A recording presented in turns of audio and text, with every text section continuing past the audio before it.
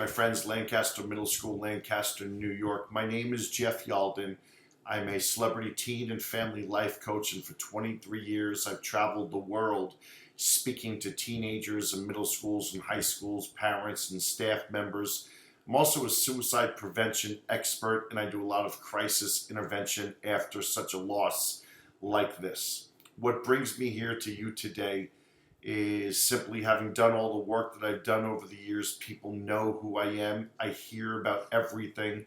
So I have heard about what's happened at Lancaster Middle School.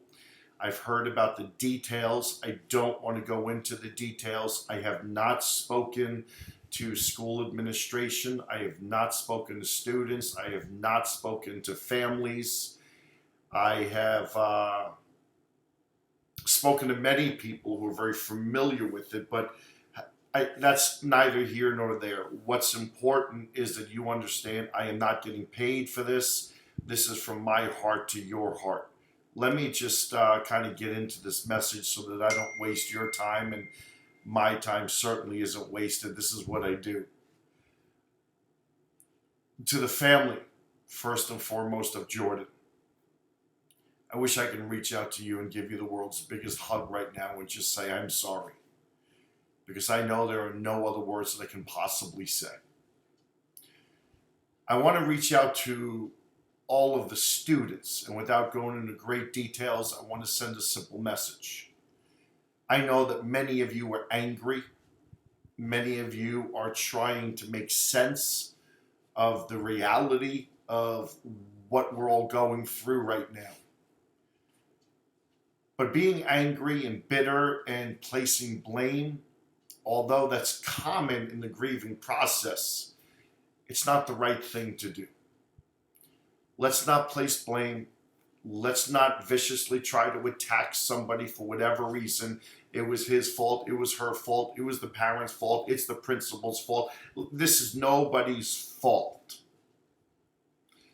And one of the things that saddens me is young people don't understand the consequences of their actions. And sometimes we think the littlest thing in the world, the littlest thing happens, it's the end of the world. The reality, it's not. And again, being safe, not going into details, I just want to say this. Neither you or I are perfect. Neither you or I do the right thing every single day. We strive to do the right thing. We strive to be a good neighbor. We strive to be a good friend. We strive to be a good classmate. But you know, when you're young, you're searching for meaning in life and understanding and direction. And sometimes we do things that are out of character or that are of poor judgment. And then when we get caught, we have great regret and we wish we hadn't done it. But you know something, when you're young, everything is about learning. Everything is a teachable moment. And unfortunately, we're here at this point with a teachable moment that didn't have to be so severe. Students, I want to encourage you to embrace each other. Embrace each other in friendship, in support, and in understanding. And I also want you to understand something too. Forgiveness is an awesome thing. Whether it be your parents or whether it be a friend, a boyfriend, a girlfriend, whether somebody crosses you the wrong way or somebody says something, let's not hold on to hate. Let's not think that.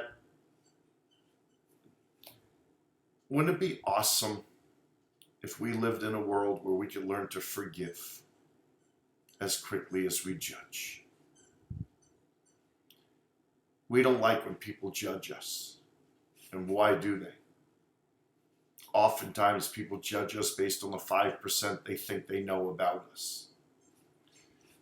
Right now, what's important is Jordan's family, and that we reach out to them and we give them hugs and love and support, and we let them know how much Jordan meant to us. for any of the teenagers that might have trouble processing this, and talking to parents or counselors is not easy, you can find me on social media. I would be happy to address this with you and help you move forward. I know saying let's move forward now is probably not the right thing to do, but in short time, we're going to have to allow ourselves to go through the grieving process, and we're going to have to move forward, which leads me to a simple message to all of the parents in the community. Parents, this is a time when you need to be physically and emotionally present in your child's life. As they try and make sense of this, a lot of what they do or say, or how they might feel, or their lack of sleep, or having trouble eating, or just outbursts, this might be common. And they're trying to deal with it. They're trying to understand it. They're trying to comprehend their feelings. So parents, it's really important to you to be patient and to be present and to allow them to feel and think. And as adults, we know better. Let's remember we have 2 ears and 1 mouth. Let's listen more than we talk. Let's offer support and encouragement to the teachers. My friends, no educational certificate or master's degree will ever teach someone how to deal with the loss of one of our students. Now, I want you to understand, I deal with teen suicide and loss every day.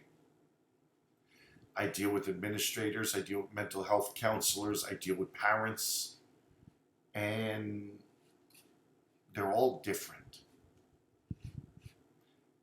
And when people reached out to me, I shook my head and I tried to comprehend what happened and why it happened. So I want all of you to understand that as much as our kids are hurting, and they're the ones that we have to protect because they're so impressionable and they have this young mind, we also remember how hard this is for our teachers. They are human. Teachers, I'm sorry. And so for all of you, I hope you embrace the love of each other. Being in school with each other is probably the safest and the best place for all of our kids and teachers to be. And teachers, I hope you allow the kids time to maybe process this and maybe talk about it for a couple minutes. I mean, you can't just lose a student and say, okay, boys and girls, let's take out your books today. We're going to read Edgar Allan Poe. Come on, this is such a defining moment in their lives. They're going to need someone to talk to, and for teachers that are with them so much and their love and admiration and trust and respect, they want you. You see, there are 2 questions that every child asks a trusted adult in their life.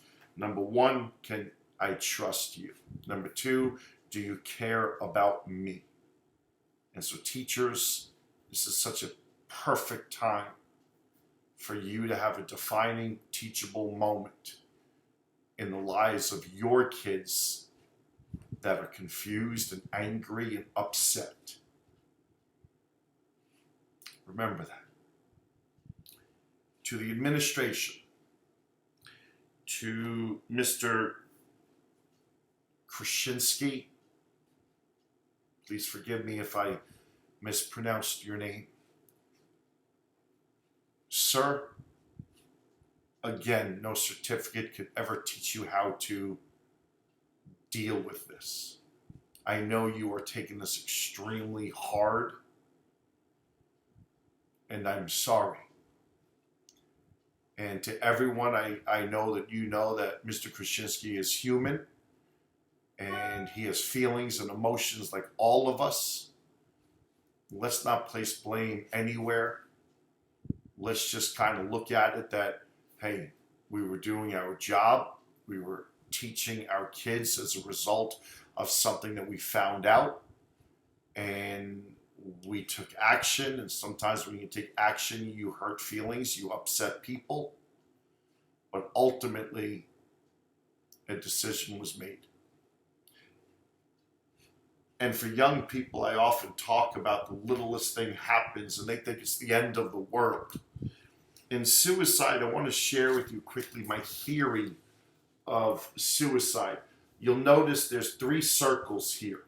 You got a thwarted belongingness, which basically means I'm alone. That's a perception, a feeling. You also have a perceived burdensomeness, where someone might feel that they're a liability or they're a burden to somebody. Again, it's a perceived feeling, and it could be based on a simple event that may have occurred.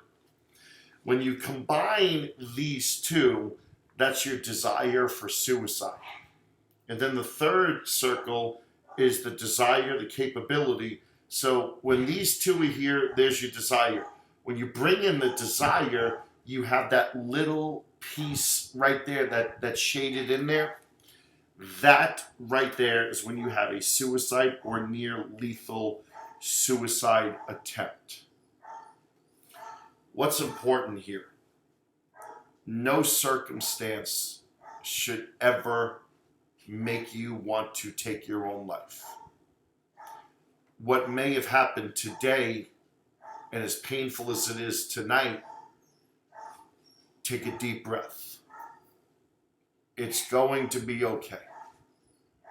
We will get through this. But sometimes a suicide, there's nothing left behind.